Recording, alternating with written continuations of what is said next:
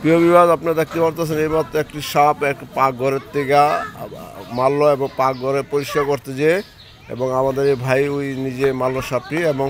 যারা পাকঘরে লার্কি চুলা রান্না বাড়া করেন তারা অতি সাবধানে এবং পাকঘর রান্না পরে চুলাটা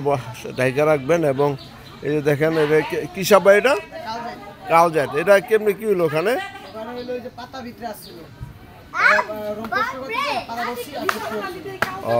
আপনার কোনো সমস্যা না তোমার না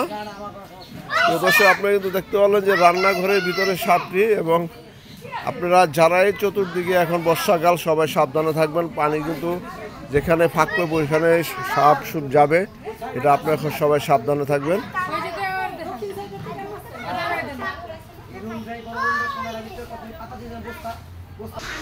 দেখতে পাচ্ছেন একটা খালি ঘর কোন যাবে সাপটা